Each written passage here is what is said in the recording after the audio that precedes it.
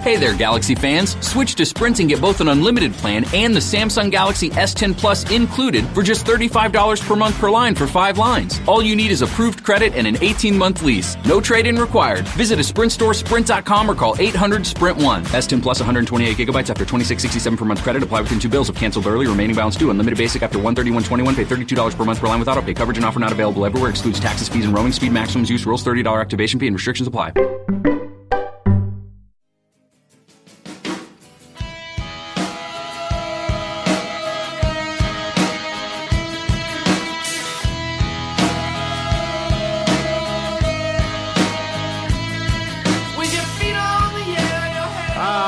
We've delayed long enough, Mark Radulich. Yes, sir. Radulich. We are talking Fight Club. Shut up. Right. Shut up. We are not talking about Fight Club 2.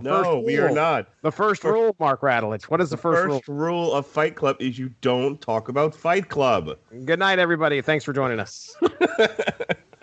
My wife's in the room next to me. I can't tell her I'm even talking about this because that's the first rule. You do not break the first rule. We got to tonight, man. Melissa, cover your ears. If we're talking...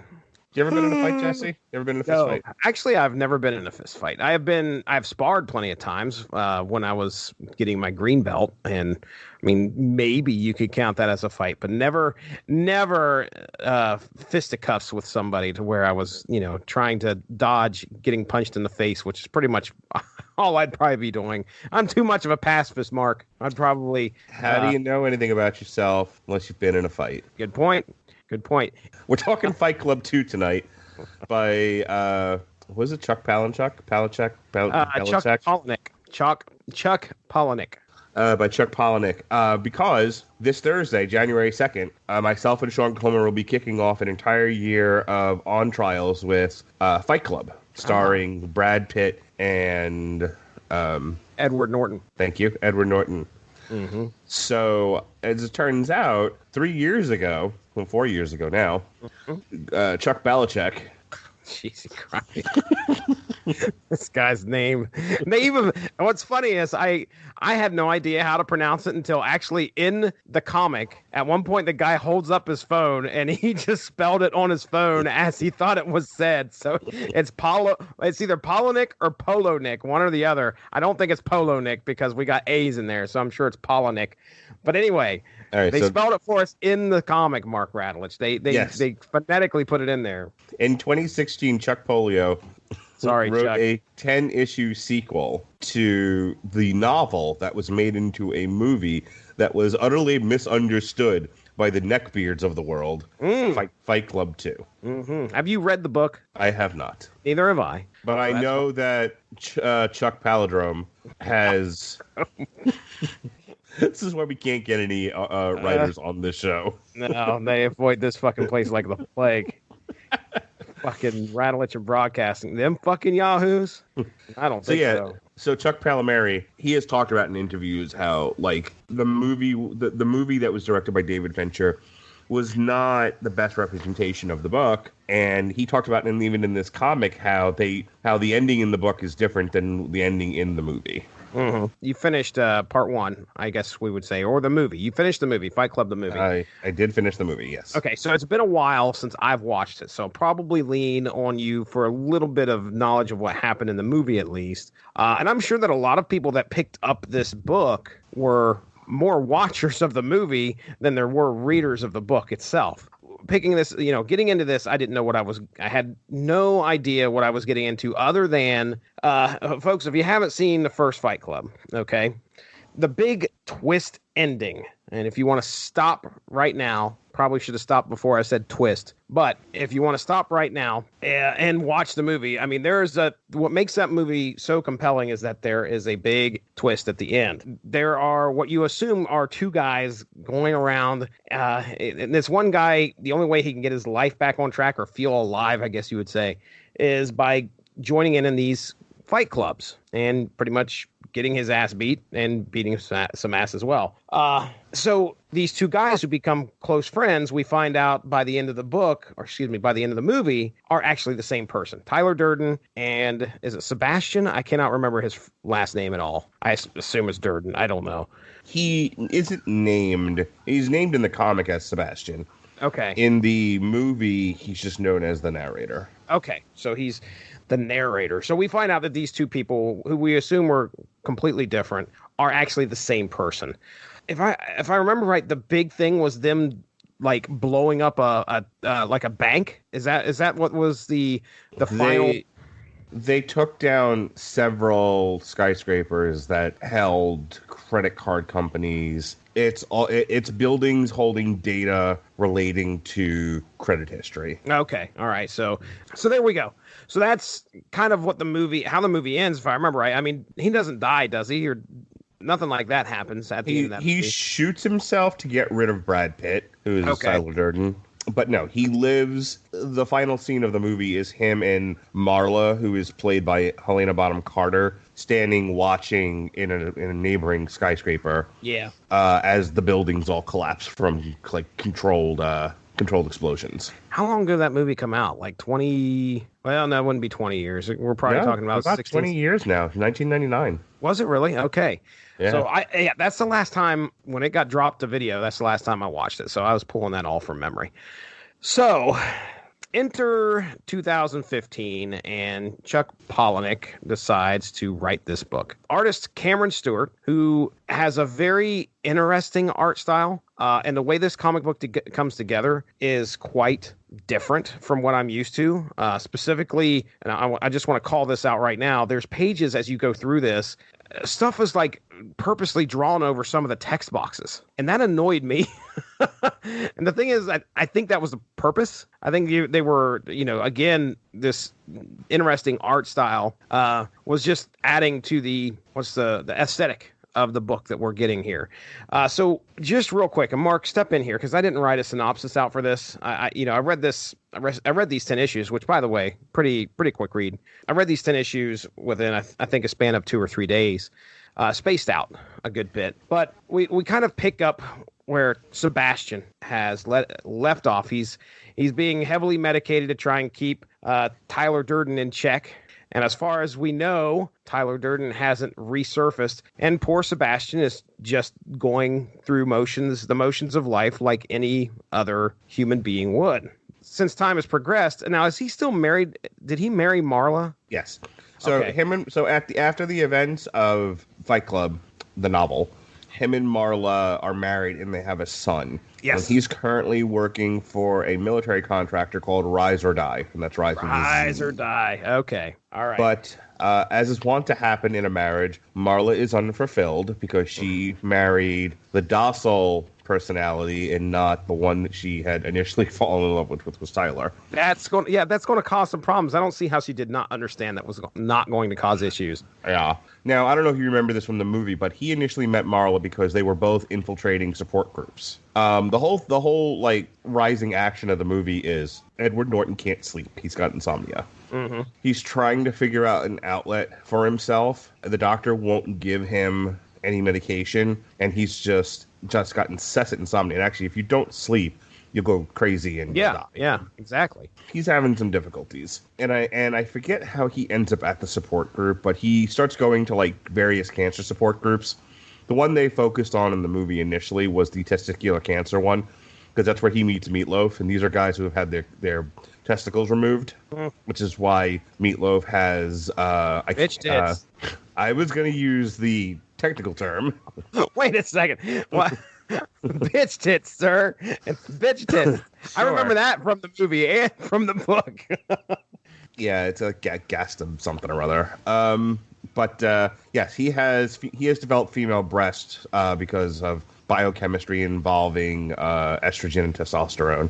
After sharing and having a good cry and being hugged and feeling like people are listening to him, and he now has a safe space to express himself, he goes home. He's able to sleep. So he becomes like addicted to going to these things, and so he starts going to all of them, even though he's not really dying. Yeah. And he starts noticing that there's another person who he's seeing at a bunch of these, and it's Marla. And Marla is this chick who she states her reasoning in the movie that's stated, this is all from the movie, is that it's the only place you can go to where where you feel like you're really being listened to, and people aren't just waiting for their opportunity to talk. Which is a line that I have kept with me for 20 years. I love that line. I've used it a bunch.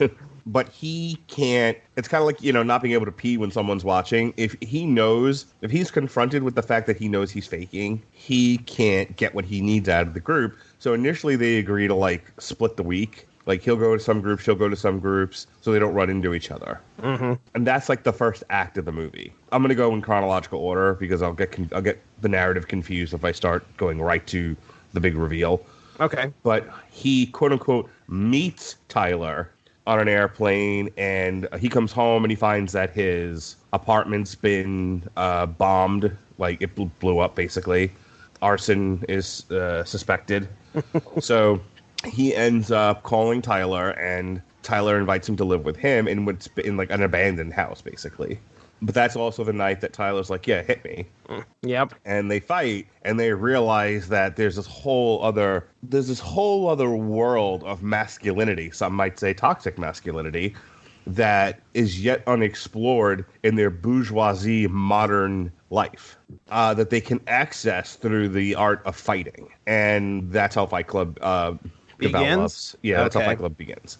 Got it. So from that point on, and just to connect to the comic, once Sebastian, I guess is what we'll call him, realizes that Tyler is a personality that he developed out of extreme depression, and that this dissociated personality had become, had taken on anarchy and terrorism. Mm-hmm. He, as I said before, he shoots himself in order to get rid of the personality. Now, all this time, he's been banging Marla, but he's been banging Marla as the Tyler personality. As Tyler, yep. And at the end of the movie, she only knows him as what he physically looks like. They kind of had a thing for each other, despite all of that. It's a weird romance, to say the least. To say the least. So, long story short, too late.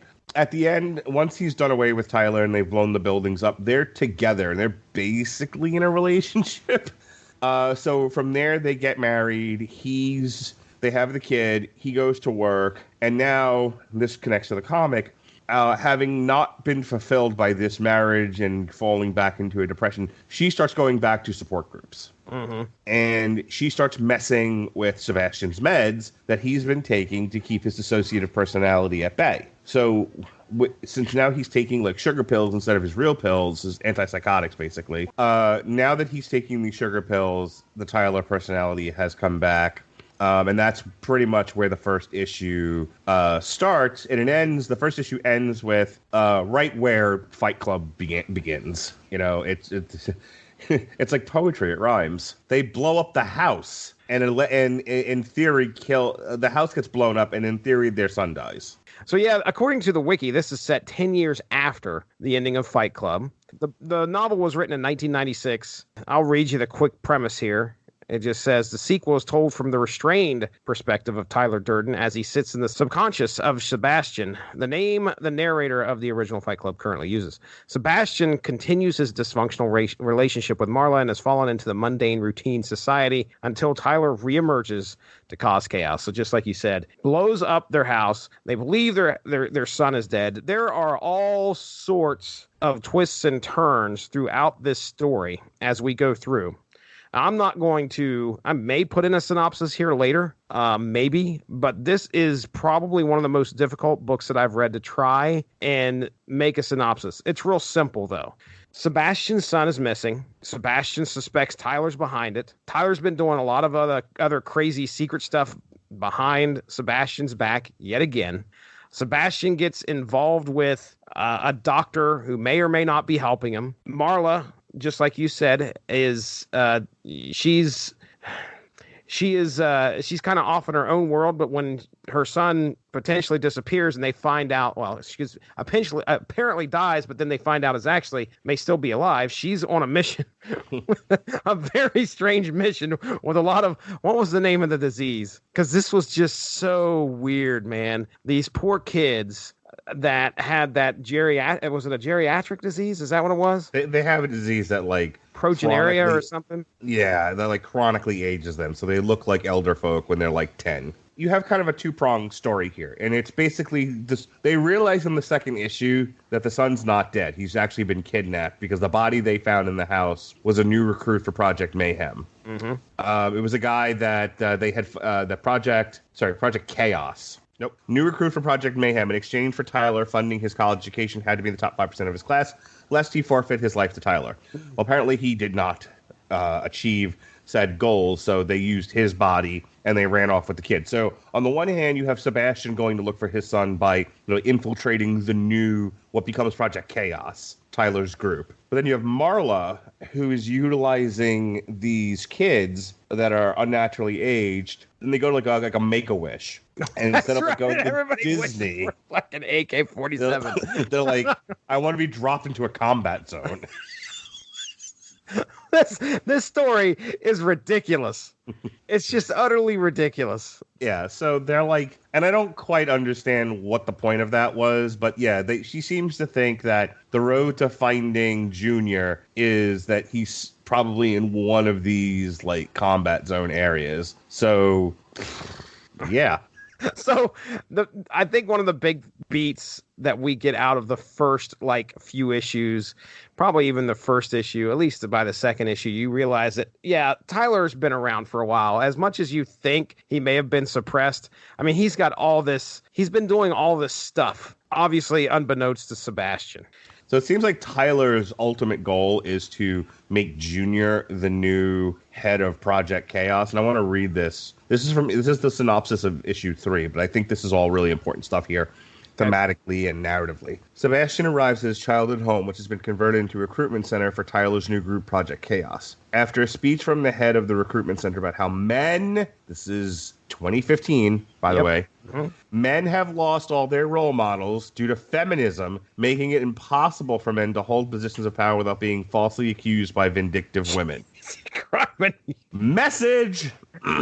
All right. Tyler appears and announces his overall plan that he's been working on since the ending of the first book. Tyler plans on the systemic overthrow of all world governments through Sebastian's son, who he plans on training and modeling into a leader akin to Alexander the Great. Sebastian refuses, but cannot stop Tyler from seizing control over his body. Yes. So, okay. Long, convoluted story short.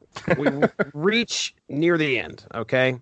Sebastian, trying to keep Tyler at bay, ends up following direction by the doctor that he was seeing. Dr. Wrong, I think is his name. Dr. Wrong. Dr. Wrong is saying, okay, look, if you want to do this, you need to act like Tyler. So as this plan, Project Chaos, comes to culmination, they need to get Tyler down to a secure bunker along with whatever other members of Project Chaos are going to be down there. Once he reaches down there, he sees that his son is alive. Now, before this book ends, because the world is about to be destroyed, ladies and gentlemen, okay? That's what's going to happen. And the people that are going to be left are the followers of Tyler Durden. We get some fourth wall breaking, okay? Chuck Palahniuk and his writing team, all right, and Write Club, they are actually characters in this book. So we have a very meta discussion. They're discussing the plots of the book. And as a matter of fact, at some point, I don't even know how this happens, but I think I do with the esoteric, crazy, theory or theme behind this book. But characters are calling Chuck, the author of this book. That is happening in here, right, Mark? He's getting calls from the characters in this book on his cell phone while he's writing the book. For what was it, plot advances or plot advice? I can't remember which one it was, but he said, "Okay, look, call me if if you need plot advice or something." So anyway, they're writing this, and I think as we reach the end of this series, I think it's issue 8 or issue 9. We are flashing, in the story, we're watching the characters as they're going through the motions. Sebastian's dealing with Tyler and all the crazy stuff that Tyler set up. And it's just, insanity after insanity. Then we see at one point where they're sitting in the writing room, Chuck and his team. and one of the ladies speak up, and I wish I had it in front of me. I don't have it in front of me, but what we realize is that Chuck has wrote Tyler Durden and basically wrote these characters into a corner. Mark, would you want to try and explain to our listeners as to what Tyler Durden actually is? The way that I read it is that he's basically like a contagious virus. He's like a psychological, psychodynamic virus. Yeah. That can get passed from person to person. And essentially, Sebastian didn't disassociate so much as he was infected. Mm-hmm. And that generations of men have been infected with, it's almost like a possession, essentially. And now his son's, I'm going to go with possessed. His son has been possessed. So Tyler no longer needs Sebastian. The idea of Tyler Durden gets into your head, and it continues to like breed, and it gets passed down. This is from issue 8. Marla and her growing army of child soldiers track her son to a mountain stronghold and lay siege. Tyler takes Sebastian on a dreamland tour to explain human history in the new future of Rise or Die, as planned. Sebastian, it would seem, is only the latest man in many generations to have his life steered and destroyed by Tyler. Tyler spreads like a virus. He is passed down from generation to generation, and now that Junior has Tyler in him, he no longer needs Sebastian. The writers of Right Club are of no help whatsoever. Right Club. Oh, man. Ideas breed us is what's on that front cover of issue 8. The idea of Tyler Durden is what is actually in control. As much as we think, and as much as Sebastian would like to think that he's going to get rid of him, this thing that's been with him since he was a kid is going to probably move on to the next generation, which he's going to infect Junior. So it's very like Chuck realizes that how's he going to get rid of Tyler? And the people at Right Club, I want to see if I can. Yes, okay. So it's the start of issue 8. All right. This girl looks at him and says, "Let's get this straight. Tyler is some infectious mental virus." And another girl says, "Yeah, we get it. Then how can you resolve him?" And Polinick just kind of looks solemnly down at his papers and then bangs his head off the desk. He says, "I can't." He says, "Try removing Santa Claus from the cultural landscape." That's it's impossible. It's neat to see a writer actually admit, okay, well, yeah, I've made this character too powerful. And that's something you see a lot of, especially in sequels, is that now now we've got to one up what happened last time, and we've kind of overstepped our bounds. How do we bring things back? And then, of course, we get the ending. So as the bombs are dropping and the world is apparently ending, what did that say again? What happened? The original ending, in which Tyler attempts to destroy the world outside of his concrete bunker, is successful. Okay. Then he says the true ending to the story is that there was never a nuclear holocaust, and the nuclear weapons Tyler had been hoarding were used to bury everyone in the bunker alive to put a stop to Tyler in Rise or Die. Oh, okay. So this is arguments I've heard on this network before. This is a villain who a lot of people are rooting for. A lot of people. And this is, as we go forward in this last issue, we find out that, yeah, that's actually written into this comic.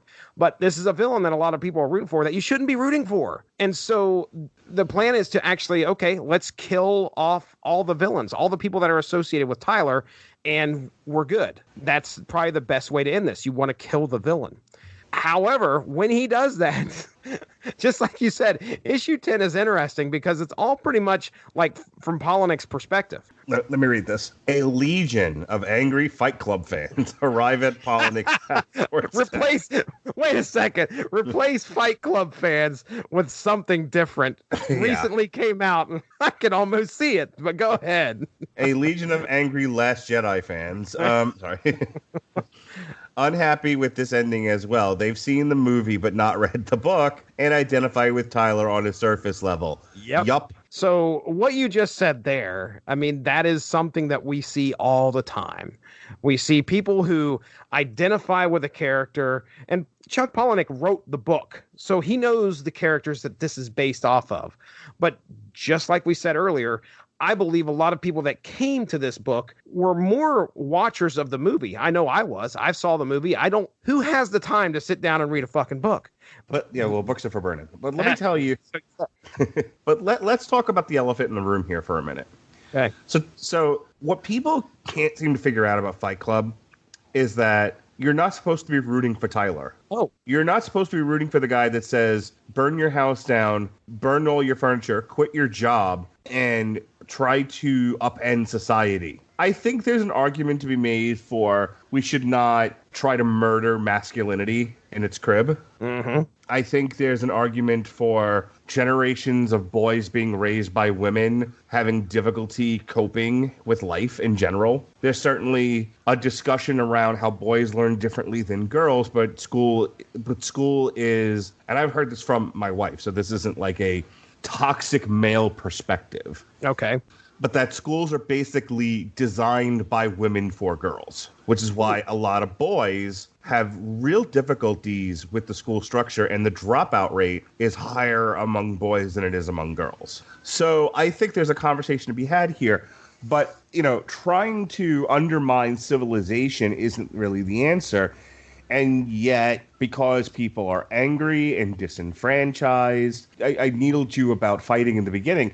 And I really do believe that. I mean, I raised my son not to be a bully, but, it's physical. And it's physical because I want him to understand that life, when I say physical, I mean, like, we play wrestle all the time. Yeah. And I did the same thing with my daughter. I think we've overdone it in the sense of, in the sense of, like, taking physicality out of child rearing. Here's an example of what I'm talking about, because I kind of do better in anecdote than I do in explanation at times. Okay. My son ran out of my in-laws' house to go to the car. Like, it was like we were leaving. Like, he wasn't running away or anything. We were leaving, and he's a klutz, and he tripped and he fell. And he scraped his knees. Okay? Yeah. You're a boy. I'm sure you've scraped your knees before. Yes, I have. Okay. You've got two boys. I'm sure they've scraped their knees before. They have. And I think the inclination and the way society has developed is the knee-jerk reaction be pick them up, brush their hair, and say, it's going to be okay, you're fine. Mm-hmm. One might say that that's coddling. Ooh. My method was to say, you're okay. I didn't touch him. I said, hey, you're okay. And he was crying. He was hurt. He really did skin his knees. I was like, hey, get up, walk around, get some adrenaline going, and take deep breaths. You'll be fine. Mm-hmm. And he did. That's a coping strategy. And it's actually, they actually say that, they talk about that in the movie, that like oxygen gets you high. I'm a big fan of taking deep breaths to calm down and to deal with sort of your body's natural like fight or flight that takes place in certain situations. So again, adrenaline and oxygen are helpful in these situations when you're hurt. If you've ever played a sport and you've gotten hurt playing it, what does the coach always say? Walk it off. That's why. Mm-hmm. When people are having an anxiety attack, what are they told? Take deep breaths. Mm-hmm. Within 10 to 30 seconds, he was fine. Yeah. He was laughing. He was talking about Mario Brothers. And that's what I mean by that. When I say I raise my kids physically, I'm trying to teach them coping skills, because now is the time to learn that stuff, because when they get to be adults, if they don't have them, they're going to struggle. Yeah. And I think there's been generations of lawnmower parenting. Do you know what that is? Lawnmower parenting. No. You remove all the obstacles so that your kids have a clear path to quote-unquote success. Well, okay. All right. That's lawnmower parenting. You've heard of helicopter parenting, right? Yep. Yes, I have. You hover above the children and protect them from all the things. Mm-hmm. This is how you create children with no coping skills. This is why we have the millennial quote-unquote snowflake who has no coping skills and has difficulties. Now, some people do man buns and glitter beards and I don't fucking know, and cuddle parties. And that's how they're getting through life, I guess. There are, and this is the point, there are other men out there, young men, who are, maybe even younger, who are angry and discontented and disenfranchised, and they're struggling with the way society is lurching in the face of generations of helicopter and lawnmower parenting. Mm-hmm. And then you have a guy like Tyler who says, who goes back to all the things that I was talking about as a parent and as a dad, that says, hey, life is going to be hard. It's going to be an uphill struggle for the most part. So you better learn to deal. Now, that's talked about within the paradigm of fist fighting. Yeah.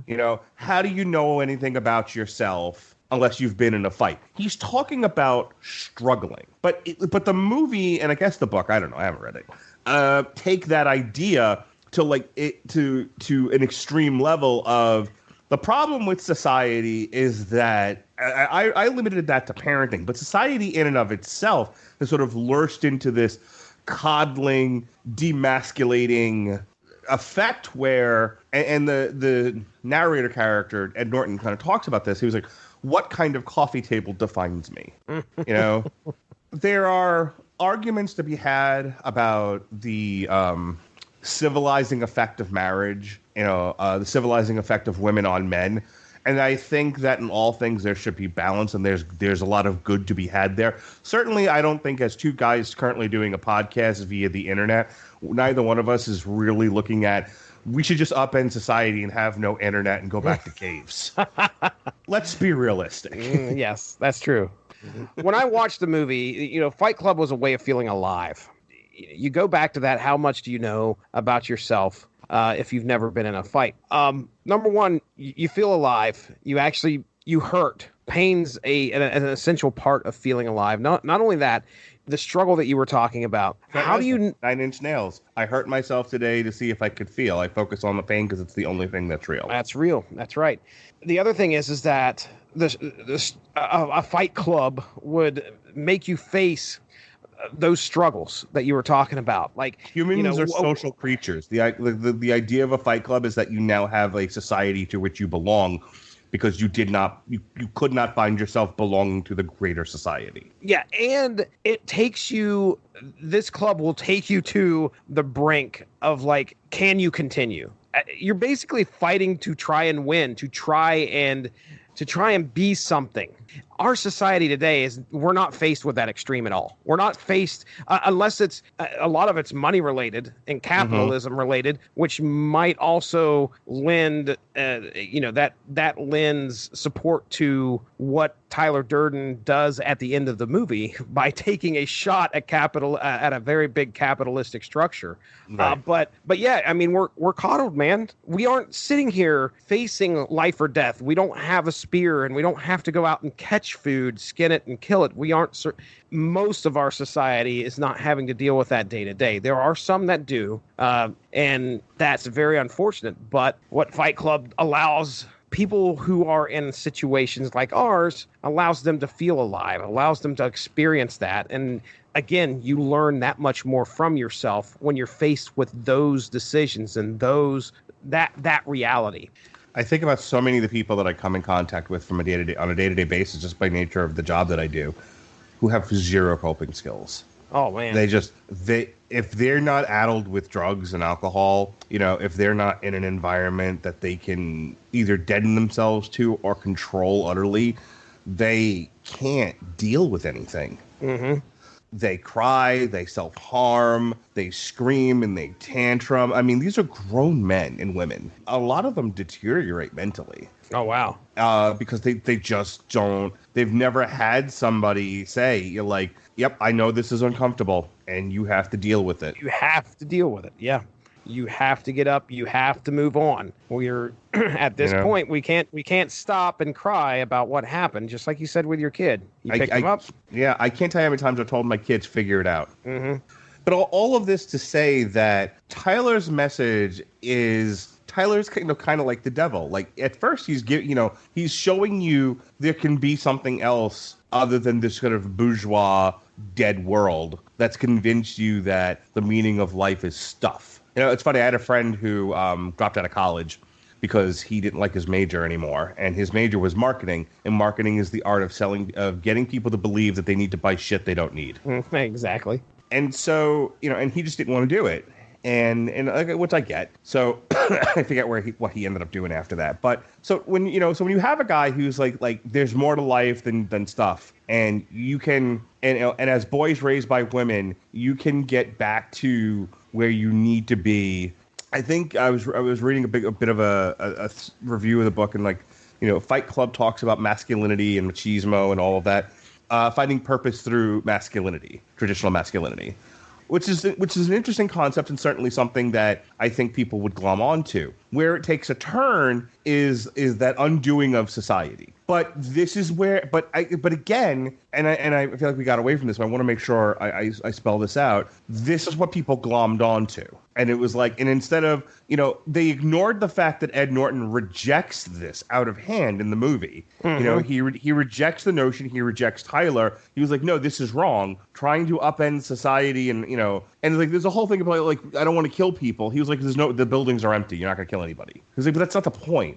I just wanted to feel alive. I didn't feel the need to destroy society. Everyone rejects the narrator, rejects Ed Norton, and fell in love with Brad Pitt's Tyler, who's like charisma personified, by the way. Yeah. It's really one of Brad Pitt's like best acting gigs.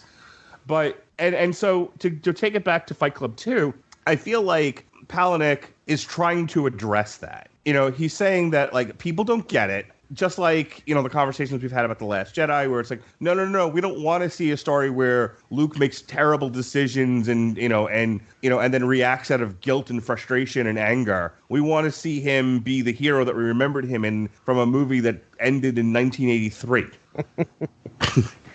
And in this one, it's like, no, we don't want Tyler to die. We love Tyler, and we want a better ending for him. And instead of just sort of accepting the narrative as the artist put it out there, people are like, no, change it. We demand you change it. Yeah, let me take you back to issue 10 here real quick. Exactly talking about what's I'm looking at the panels where Chuck is explaining to his writing team what's going on. So his writing team is like, okay, wait a second. So you killed Tyler. And he looks at him, he says, I tricked the trickster. So he's talking about the ending of this book and how Tyler has met his own end. And one of the ladies speaks up and says, you're jealous. People liked Tyler too much. And then somebody, get this, says, prepare for reader backlash.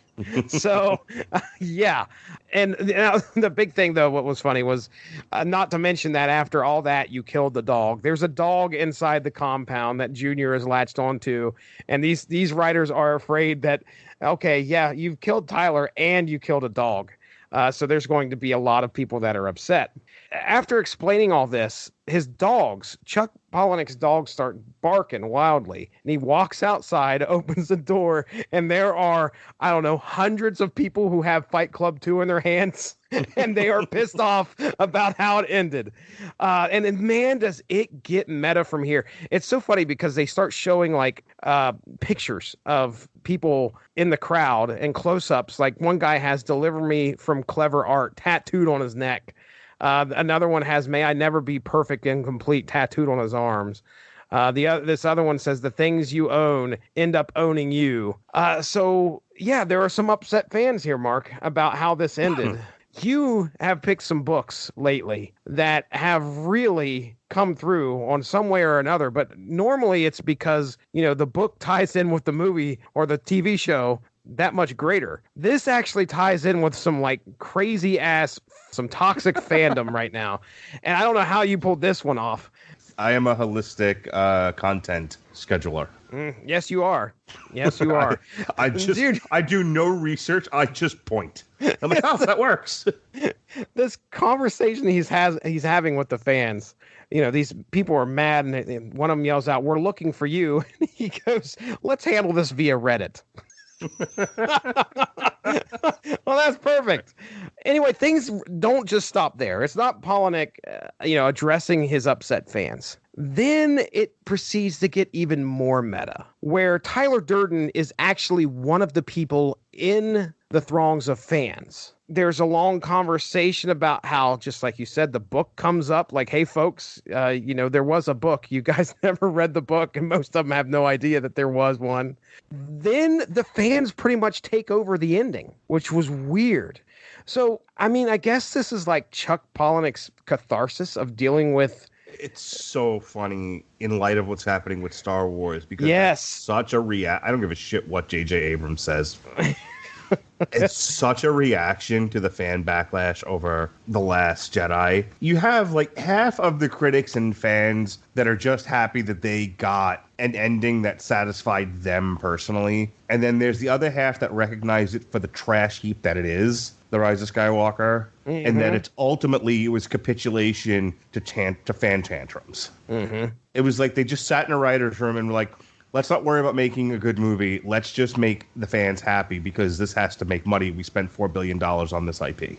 If this film tanks, so does Disney stock. So don't fuck this up. And I feel like that's all that, but and that's what Palahniuk is talking about. It's like, how as an artist do you put something out there in a world where every person on Earth has access to you? Yeah. And access to your stuff and the ability to publicly voice their displeasure and literally show up on virtually show up on your front fucking lawn. They showed up on his lawn. And they're like, hey, we're taking over now. Oh, really? Okay. And he's continuing to argue with these fans, and they start writing the fucking narrative. The only part that would have been, the only thing that was missing from this was somebody should have started a petition. Well, that'd been perfect. To have Fight Club 2 removed from canon. No, sir. They want the cut. Whatever cut it would have been. Whatever cut. It's not the Chuck Palahniuk cut. Whatever this fucking cut is. The Fincher cut. Yeah, the fan cut. The fan cut of this thing. So they grab them and they just start, as they're talking, you start to realize that supposedly the fans have taken over and they're going to write this ending to this book. So Tyler cannot die. All right. We cannot have Tyler dead. Can I say this is why I respect guys like Michael Bay? Okay. Who just don't give a shit. That's good. And they're like, Michael Bay, what is your next movie? Giant fucking exploding robots, tits, and beer. Okay. Are you going to say something about the name? No, I'm not. I'm saying something about giant robots, explosions, tits, and beer. Well, that's trash. Okay. Just give me my check, please. It's got to be hard for somebody who isn't like the Michael Bay type to exist right now as an artist, at least in the movie medium. I don't know if people are having the same problem with music. I think they have a different problem. But we just live in a very strange society right now where, the film industry isn't what it used to be. And I think it's harder to get people to come see things in theaters. I don't want to... That conversation is all over Damn You Hollywood. Go back and listen to our last couple of shows because we've really talked a lot about that. But it's hard to get people to come. And when you get into making movies, it's because you have something to say. You are an artist, whether you're a performer or you're a writer or a director. You have an artistic sensibility about you. There used to be a saying about you do one for the business, you do one for yourself. So Adam Driver, does Star Wars because he gets a giant paycheck and it's a major popcorn movie. Big IP, but then he also does Marriage Story, for which he's getting phenomenal reviews, and I don't know anyone that's seen it. Nope. Other than reviewers. Mm-hmm. Which I think is on Netflix, by the way. But how much could he have possibly made for Marriage Story? Yeah. Right? A fraction. Right. So, I guess as a performer, I think it's a little bit easier because you're just giving performance of somebody else's material. As a writer, as a director, if you have something to say, it's got to be hard because you're just met with such vitriol. I mean, look at someone like Tom King. I haven't loved everything Tom King has done, but does he deserve death threats? No, you people are maniacs. Yeah. Why do I, now as an artist, why do I keep doing this? Yeah. Why do I put myself out there? I think, 20, 30 years ago, you put something out there, people saw it or they didn't. You have a slim, by comparison, column of reviewers who either say good things about it or they say bad things. And then you mostly move on. Now it's you put a movie like Fight Club out there or Rise of Skywalker, and I suppose if you don't go on the internet, you can move on. But I mean, people are still putting up videos about the fucking prequels movies. I'm about to do a podcast about a 20-year-old movie. Yeah. The stuff never dies. And I'm part of that. Admittedly, I'm part of that. I'm just not half the crazed maniac some of these other folks are. Mm-hmm. I'm not kill David Fincher for not going exactly by the book 20 years ago. I want to talk about this ending. I just, at least, if anything, I want to describe what happens because my eyes hurt from all the eye rolling I did in that previous segment. So, I mean, like I said, it continues to get meta upon meta. So the throngs of fans, along with the writer Chuck, walk out into the sea, which apparently isn't very deep. And then they come to this island. All right. The fans call upon Robert Paulson, this guy with half a head. That's Meatloaf, and he gets shot by cops. There's a gimmick where they're blowing up a piece of artwork, which happens to be like a globe on a series of beams, and they blow the beams up, and so the globe rolls into a franchise coffee house. It's supposed to be like a Starbucks kind of a thing. Yeah. Mm-hmm. And as they're running away, Meatloaf gets shot by the cops. Okay. There's a whole thing about, in the movie, there's a whole thing about, they were like, we need to hide the body. We need to hide the evidence. And Edward Norton's like, he's a person, god damn it. You can't, don't be so desensitized to the fact that he was our friend and we got him murdered in this crazy pursuit of, I don't know what the fuck you people are doing. So one of them hears him say that and goes, oh, I get what you're saying, that in death, we have a name, and they all start chanting his name is Robert Paulson. Okay. Repeatedly, utterly losing sight of what fucking Ed Norton was talking about. It's brilliant. Now, at no point does he doesn't come back to life. He's dead in the movies, correct? That is correct. Yes. So I'm wondering if, like, in the book, like maybe here they chant his name and he rises out of the dirt. So, yep. What the fuck? There's got to be some kind of weird message we're missing here. Like, because they can, if people want him back to life, all they have to do is say his name. Well, at the end of this book, they chant his name yet again. He's apparently very, very strong. It's just one of those examples of we like this character, not that character. So yeah. This apparently is a beloved character, and they don't want to see him dead, so they bring him back to life. Meanwhile, Rose Tico got 90 seconds of screen time in The Rise of Skywalker because everyone's racist. Oh, wow. Ouch. Ouch. I'm not even sure what you're saying ouch to. Well, I can't believe she only got 90 seconds of screen time. Yeah, that's sad. Somebody timed it as like 90 seconds of screen time. Wow. And, it's not that Robert Paulson comes back all bitch-titted in his glory here. This guy has a hole in his head. Yep. Okay, and you can see half his brain. But anyway, so he comes up out of the ocean and lifts this stone, a la, Jesus Christ coming back from the dead. And out pops the dog, out pops Marla, out pops Sebastian, out pops Junior. So just in some kind of crazy meta way, Chuck Palahniuk is right there along with his fans to witness this happen. And then Tyler Durden makes himself known. And as him and Chuck continue to have a conversation, at the end of this, there's discussion about what Tyler's going to do. And Chuck is yelling I'm just looking through the comic now. He's yelling at his fans. We make our lives into stories and stories into our lives. And then they're yelling back at him. Okay, now you're self-isolating and you're babbling.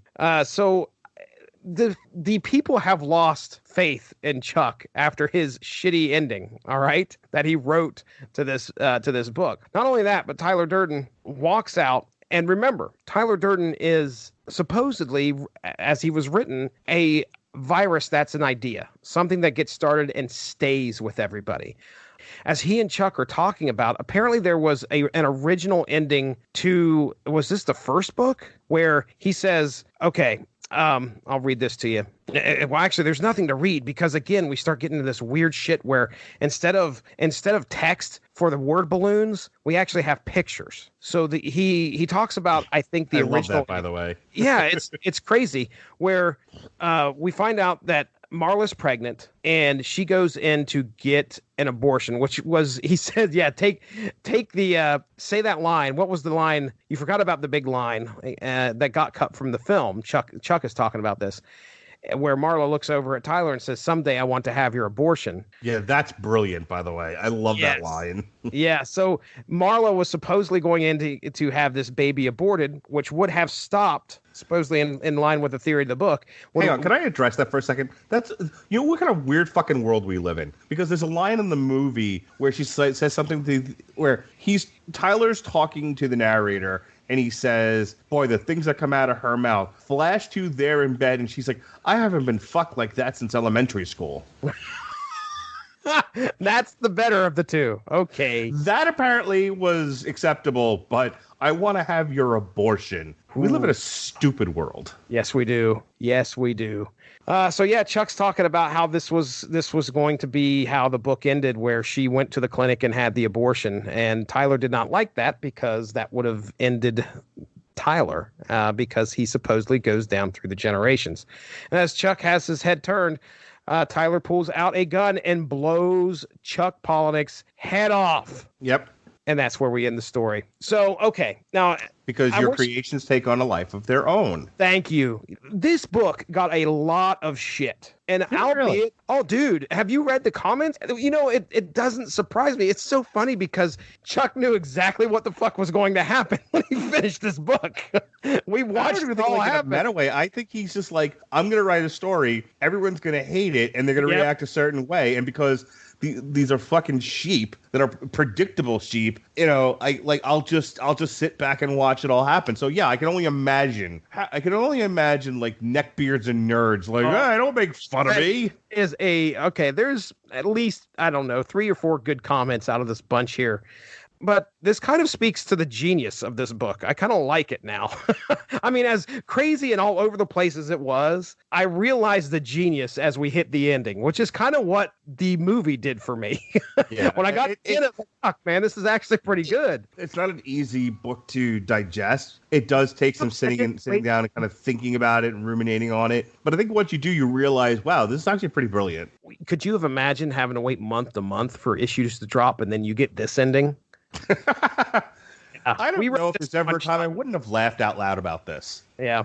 I think 20 years ago, before the rise of nerd rage culture, before the rise of internet trolls, I've always been a really cynical person, and I've always thought the majority of the people on this planet were morons and toaster ovens.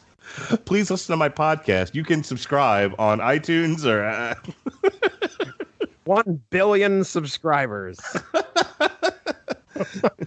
To all the toaster ovens I've loved before.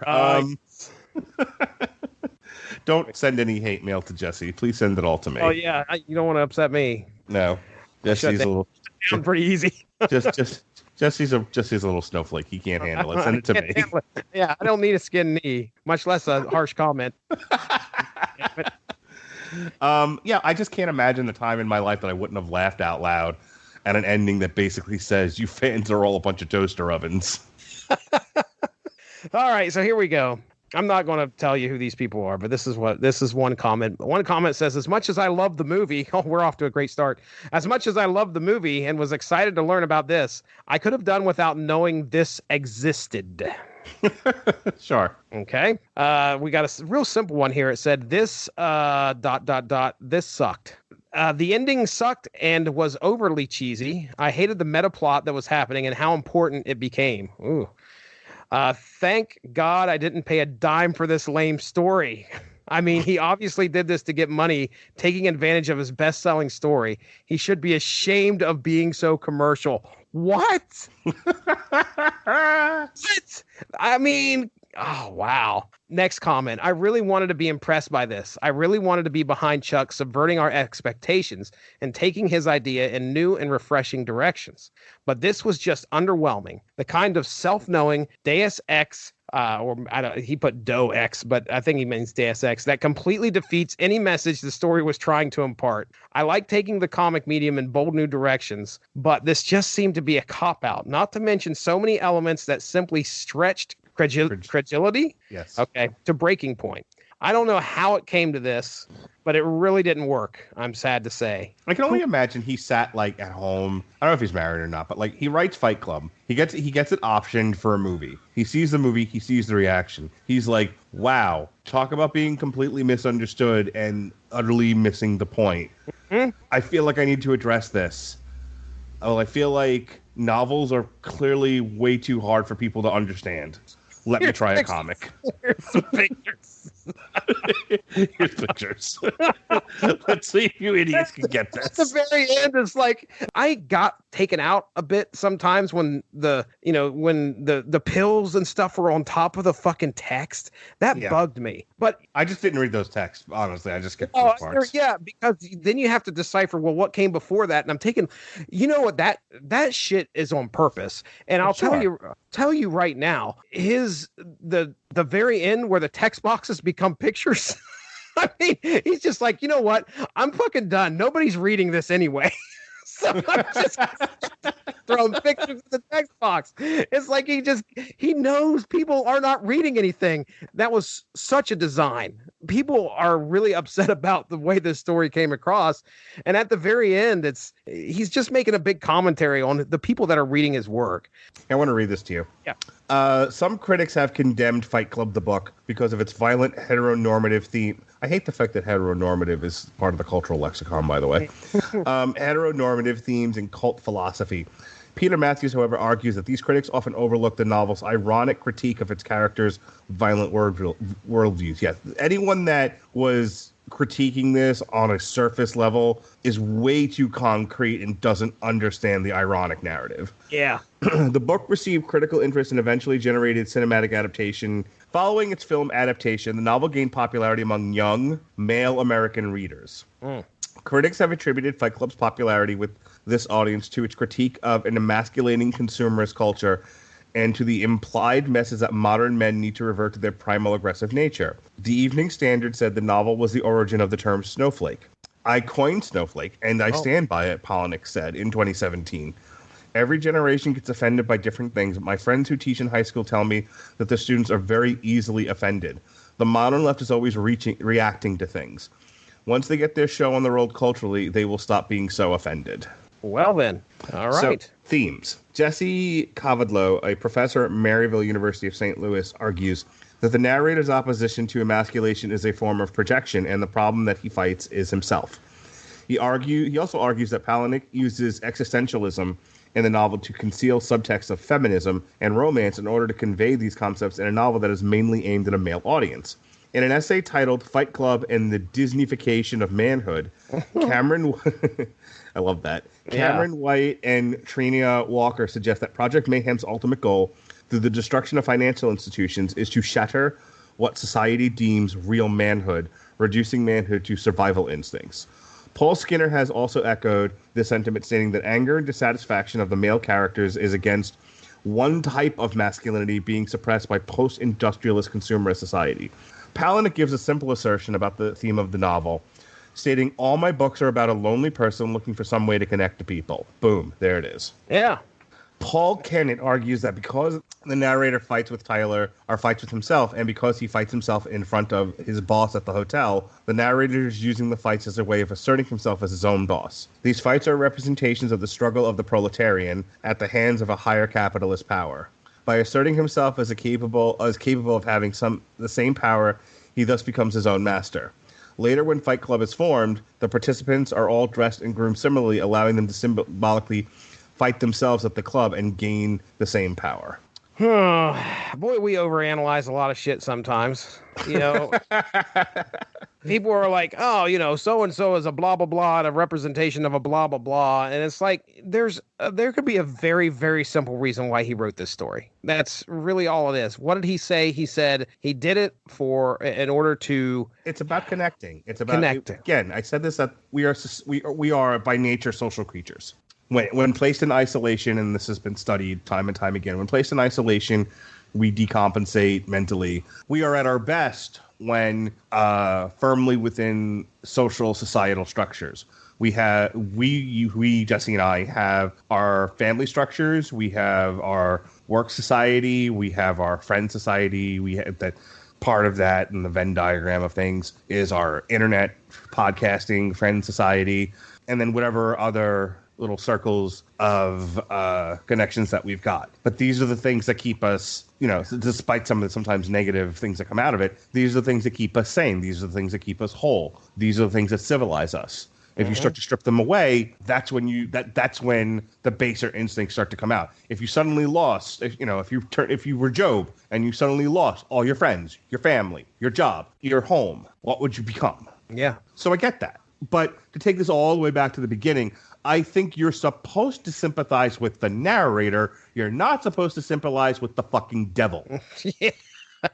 Fucking idiots. And who walks away from this story?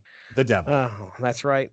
With his dog. Thank goodness the dog's still alive. Sure. Well, Congratulations. It's so funny because that last panel is Tyler is smirking at the reader like, you fucking wanted it. Here I am. I'm still alive. I'm glad that I wasn't somebody that was wrapped up in the whole Tyler Durden thing, getting stuff tattooed on my body and falling absolutely in love with the movie, blah, blah, blah. Oh, God. Were people getting tattooed? Well, according to what we saw in the comic, that shit that was tattooed on people was quotes from the movie or book. I hope people really didn't do that. I'm certain that people did, dude. Did you not see dude, me and you, I know, most likely when we're done with the issue, we're done with the issue. We're not reading the back matter. But if you look at the back matter of the issues, people are like fucking writing Tyler Lives on dollar bills and all over shit. People need to get fucking lives. Like, I look at it as, I assume these people are supporting the artist. They're supporting the creativity that's coming from, supporting the author, supporting the creativity, supporting, the creation of the characters from Fight Club. That I get. I mean, I understand that. But people getting tattoos and fine. All right, you can get whatever. It's your body. You do whatever you want. But I think that there were like some of those people that we wrote or read the comments, it takes a lot for me to get upset and write a comment about somebody or get upset about something. I cannot imagine a world where I get mad enough about anything to write the artist. Well, and not even on Twitter. Not even on Twitter. You look at some of these comments. I bet you there's probably a chance that somebody has a Fight Club tattoo or something of those commenters. I don't know. I would never wish death on people. I really wouldn't. But if you have a Tyler Durden quote tattooed on your body, consider going into the woods to live deliberately. I guess where I was going was I wasn't one of those people that was that much wrapped up in the mythology of Fight Club. When I was reading these issues, I was completely so upset that I wonder if Chuck is on, if Polinick's on Twitter, because his fucking shit would have lit up after the 10th issue, probably. Okay, I got to read this to you. First comment on Goodreads. I am Jack's bitter disappointment. Oh, dude. The first comment on the first issue, let me get to that real quick, because that was something very similar. It was, I am Jack's blatant cash grab. A lot of people thought that that's what he was doing. No, a lot of people felt that way. A lot of people thought that they were, oh, hey, Fight Club was such a perfect movie. Well, we got to have a second one. I guarantee you he was probably getting people asking for a second one all the time. So here's what I think happened. Palahniuk knew that he could never write a sequel to Fight Club because it just wouldn't work. There's no way to do it where it would work. Yep. So he wrote this instead, wrote himself into it as a writer trying to write a sequel to Fight Club, and only coming up with terrible ideas and fans hating it, ending it with his creation literally getting out of his hands and murdering him. It's symbolic as fuck and very heavy-handed. I agree. 100%. That is... I can't decide if it's brilliant or rubbish. Woo! Yeah, that's good stuff right there. That encapsulates it pretty well. Well, all right, let's wrap this up here, man. I mean, like I said, I had a good time reading it. I'm glad I wasn't somebody that was getting it issue to issue and it could have been potentially upset at the ending, what was going on here. So, Mark, I mean, final thoughts on Fight Club 2. It's a little convoluted. It's very heavy satire. And I think you have to have kind of a mind like mine, or yours, and kind of be open to the idea that people often misinterpret things, and that misinterpretation takes on a life of its own. And suddenly you have kind of a subculture surrounded by a misinterpretation and an artist that has to live in that world. Mm-hmm. And I think some sympathy towards the artist is needed, but I don't know if society at large can handle being sympathetic towards anyone besides themselves. I think at large, we're not only toaster ovens, but we're also really selfish and self-centered. Mm-hmm. Might just be my cynical worldview. But I think we're a bunch of self-centered toaster ovens, and our collective attitude is, fuck you for not writing the thing I wanted you to write, even though I didn't know I wanted you to write it. Yep. And let me go get 20 of my friends, and we'll tell you exactly why we're upset. And here's a death threat. Kill yourself. Kill yourself, Tom King. If I was to take this book and hand it to somebody, the first thing I would say is don't get too involved in the story. It's got a great ending. Just don't get too involved in the story leading up to it. And I think that's probably where I'd leave it. I think this is one of those where it's going to find, if anyone likes it like you and I did, it's going to be an extremely niche audience that didn't get caught up in Tyler fever. Agreed. 100%. Which is All right, Mark. not a recipe for success. Not a recipe. You've now tried to end the show like 10 times. I'm sorry. What else can we say about Fight Club 2? Well, ladies and gentlemen, there is a Fight Club 3. Yes. I have not even looked at it, but I couldn't even fucking imagine what happens. I can't imagine what else he has to say. How would fucking Chuck Palahniuk, he died at the end of Fight Club 3. He's not writing, or Fight Club 2. Oh, yep, he is. And Mark, it is 12 issues. Started in November of 2018, which means it just had to have ended. Yep. It had to have. I can't imagine a world where we have to go back to this because... Again, the schedule is just chock fucking full of stuff related to other stuff. Wow. Netflix has 97 horror shows coming up, and they're all based on graphic novels. Fight Club 3, written by Chuck Palahniuk and drawn by Cameron Stewart yet again. So hang on, just so everyone realizes, like in the next 3 months, we've got Doomsday Clock, which relates to The Watchmen. We've got a Star Wars book and a Crisis book, which both relate to the CW Crisis show and The Mandalorian. We've got The Witcher, because there's now a series on Netflix. Lost in Space, because there's a series on Netflix. Birds of Prey, because of the movie. Sonic, because of this movie. Bloodshot, because of the movie. Yes, sir. October Faction, because there's a Netflix show coming out. There's a Harley Quinn book that we're doing because of the Harley Quinn cartoon show. Lock and Key, because of a Netflix show. Chilling Adventures of Sabrina, Say It With Me, because of a Netflix show. Yeah, buddy. We're doing Daughters of the Dragon, Samurai Bullets, because it relates minimally to Mulan. New Mutants, the Demon Bear saga, because of the New Mutants movie that's finally coming out. We've got a James Bond comic because of a new James Bond movie. It just goes on and on and on. So what am I trying to tell you? I'm trying to tell you we're never going to get to Fight Club 3 because there's never going to be a sequel to Fight Club. No, there won't. So, and I just, do you even want to do it? Like, seriously, and I'm not going to try to find a place on the calendar because there just isn't. No, it's fine. I was just letting you know that there is an actual Fight Club 3, which I did not know. I know. I was existed. well aware of that. I just can't imagine a world in which we would go back to this particular well. Dude, I am trying to, I just scanned. Issue 1, by the way, is like 6 pages long, I swear, but issue 2 is a regular normal size comic book.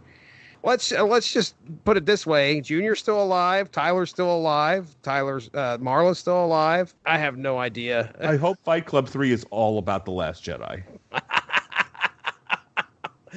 Dude, if the ending of this, there's 12 issues. It's like 10 was, we get to that 10th issue and shit just goes off the rails. I wonder if that's exactly what happens on this one. I know. Chuck is back in there writing shit again.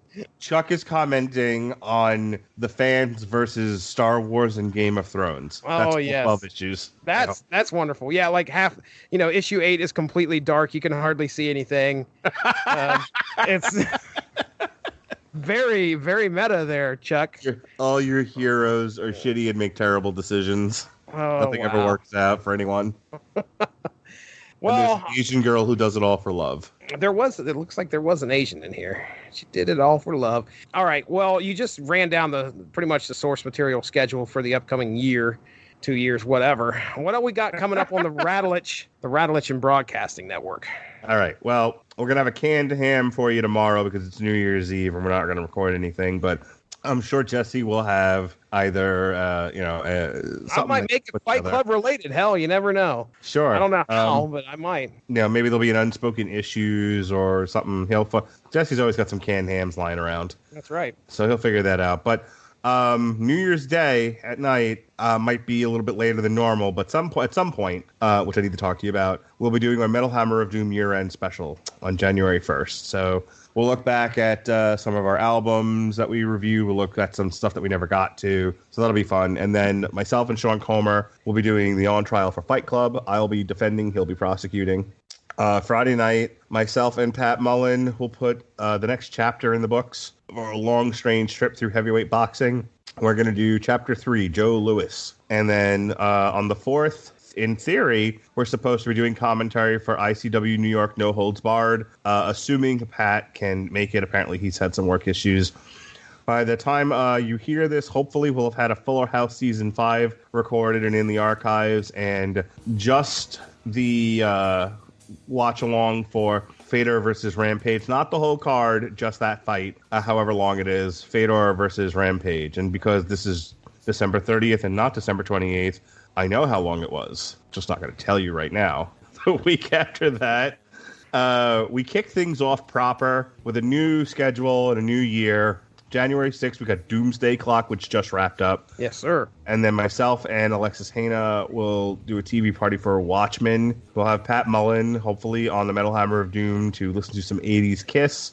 And that's it for that week. I'm done talking now. All right. I think just to go ahead and sign off correctly here, that's Mark Radulich, I'm Jesse Starcher, and Tyler Durden lives. Thank you all for joining us. Make sure to give that Radulich in Broadcasting Facebook page a like to stay up on top of all the great podcasts we have to offer. We are at home on Spreaker, but you can also find us on iTunes, Stitcher, TuneIn Radio, and recently we have hit the air on Spotify. Find your favorite podcast platform and type in RADULICH to subscribe for some great content. If you enjoyed this show, please feel free to share and spread the word. And as always, we appreciate any feedback and look forward to entertaining you again soon.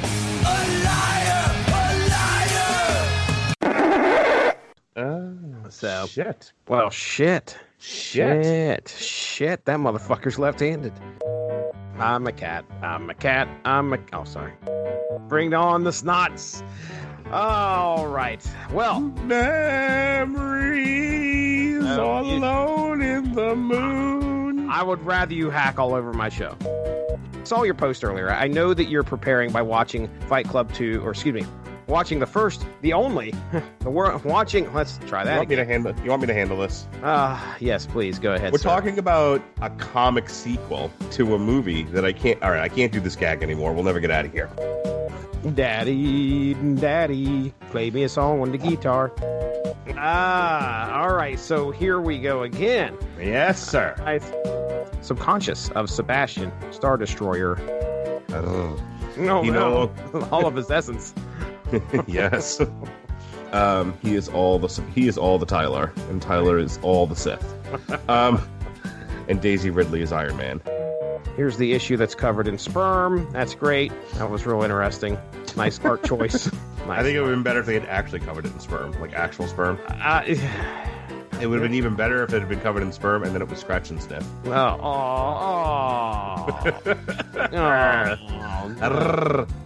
Radulich. No. No, you son of a no. All right, tell me, let's cross the pronunciation bridge together. How am I really pronouncing this? His last name is Polinick. Polinick. I guess I'll just say it, and if it sounds ridiculous, you can edit this later. Hey, if I sound like an asshole, just take this part out. Controversial. Oh, controversial. What I got from the movie when I read it, or let's try that again. I read that movie all day long. Don't know wheezing there.